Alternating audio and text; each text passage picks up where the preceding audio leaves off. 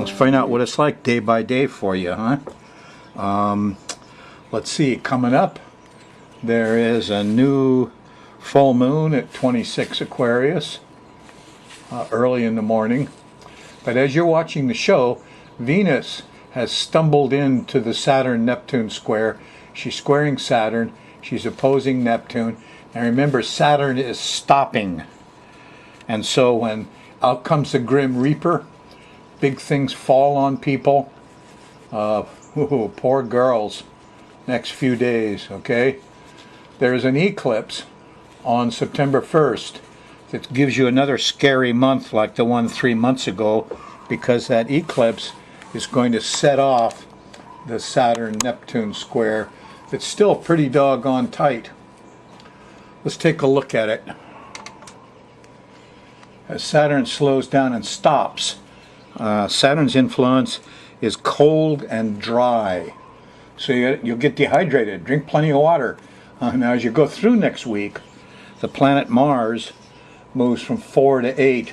So at your end of next week, Mars is there with Saturn, and that can be really scary. So there's going to be some stuff going on in the world. Keep calm, carry on. Let's see how it looks day by day, okay?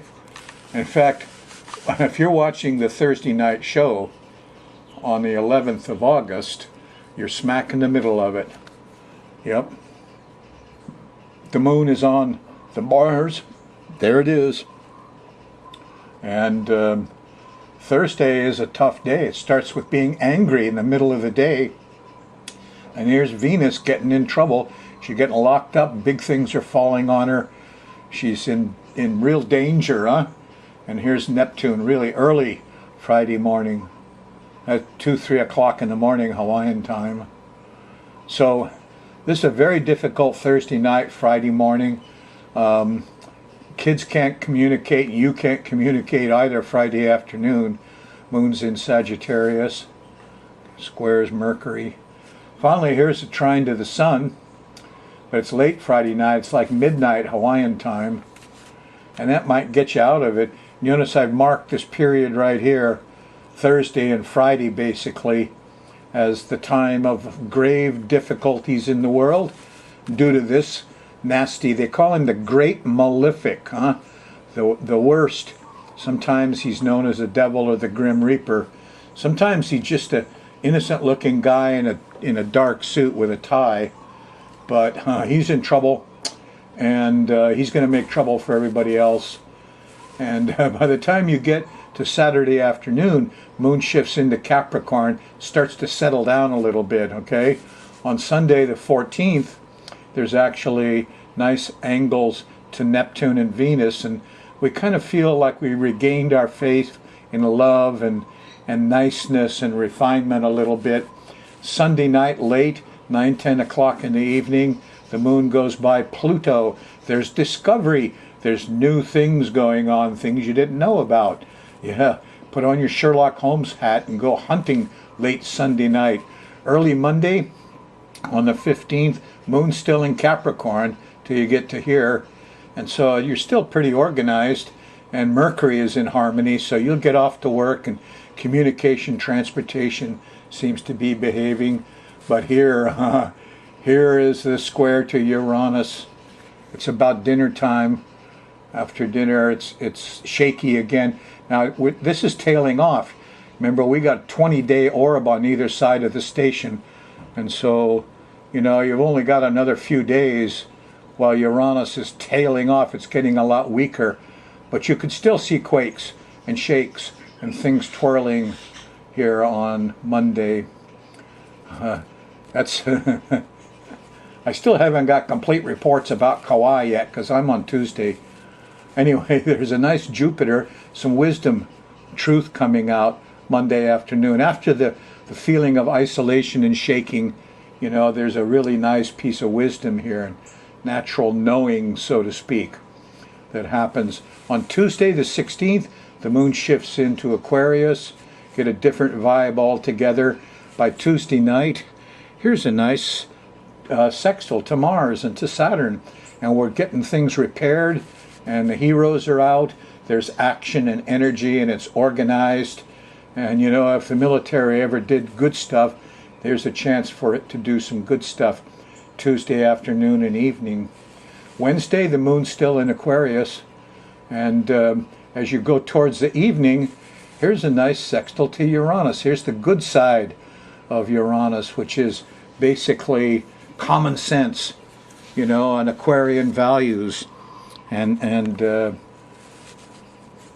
lot of neat stuff that I admire a lot, because Uranus rules astrology. So you feel better about your astrologer now? Hope so. Thursday morning, here's a square to the sun. It's hard to get going real early. Tails off as you go on later, but it's kind of an angry period, because here's Mars, and he's right there with Saturn.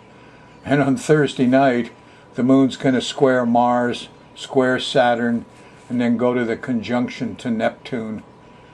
Yeah, here it is at 11 degrees. It's Friday morning, so late Thursday, early Friday morning, the 19th, confusion, delusion, angriness, not a very nice time.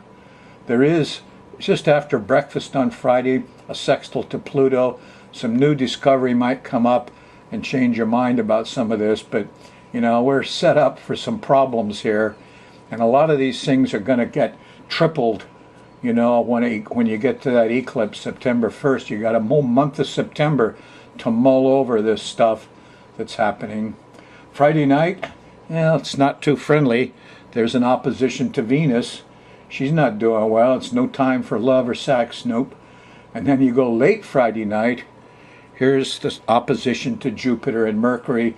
The kids won't shut up. There's too much talk. You know, it's overly busy, can't communicate. Everybody's in the way kind of Friday night. Not too good. Continues through Saturday morning till you get past breakfast. And then the moon shifts into Aries. Different vibes come up. Saturday night, here's a trine to Mars and Saturn. Get out and fix things. Get organized. Use the good side of these two. But you know, Saturn's the great malefic. Mars is the lesser malefic in ancient times. So you're handling two tough guys here.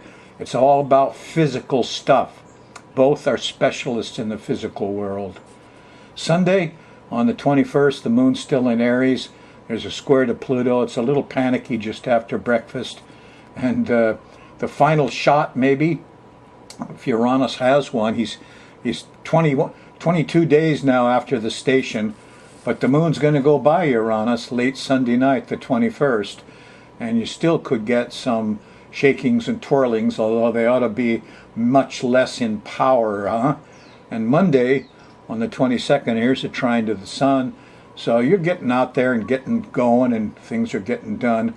I don't expect this is going to be a major glitch, because you're past that station now by 22 days.